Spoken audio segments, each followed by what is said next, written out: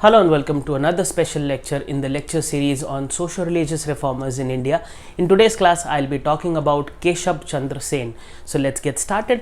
The first important thing about Keshab Chandra Sen is he was a Hindu philosopher who wanted to make sure that he incorporate the Christian theology into Hindu framework. So again, this is a one of a kind thought which was led by Keshab Chandra Sen. Furthermore, he became the member of Brahmo Samaj, which was founded by Raja Ram Mohan Roy and later on led by Debendranath Tagore. He became the member of that Brahmo Samaj in 1857. In 1857, he became the member, and thereafter, in the absence of Debendranath Tagore, it was Keshab Chandra Sen who led the Brahmo Samaj. Further, after a certain point, he parted from the Brahmo Samaj, which was under the leadership of Debendranath Tagore, and he established his Bharatvarshiya Brahmo Samaj in 1866. So this is how you can see the journey of Keshab Chandra Sen being a member of Brahmo Samaj associated with the works of or the thinking or ideology of Raja Ram Mohan Roy, which was under the leadership of Debendranath Tagore, and after that, whenever there is an absence of Debendranath Tagore, it was Keshab Chandra Sen who was leading Brahmo Samaj, and after a certain point, that is within a decade, he parted from Brahmo Samaj and started his own Bharatvarshiya Brahmo Samaj.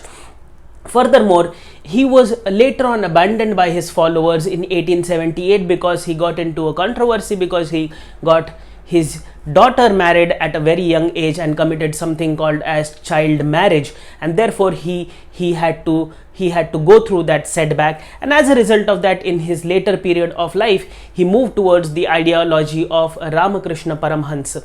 So I hope these points are pretty much clear. Let us now move to the other contributions of Keshab Chandra Sen. He started something called as Bamabodhini Patrika, and it was a Bengali monthly journal which was talking about the problems of women, and it was advocating the problems as well as the solutions for issues of women in India. And it was edited by Unmesh Chandra Datta, and it was first published in 1863. So this is how you can see his ideology being reflected in a monthly journal called as Bamabodhini Patrika.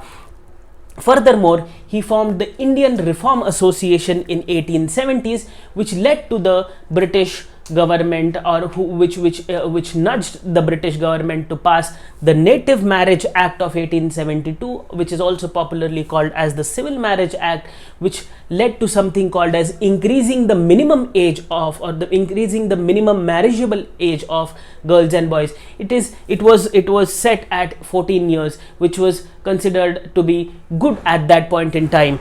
Furthermore, Rabindranath Tagore called him as the father of Indian Renaissance and the prophet of Indian nationalism. So these are the titles given by Rabindranath Tagore to Keshab Chandra Sen. And lastly, he came in the influence or under the influence of Ramakrishna Paramhansa and his ideology or his Christian philosophy and thought.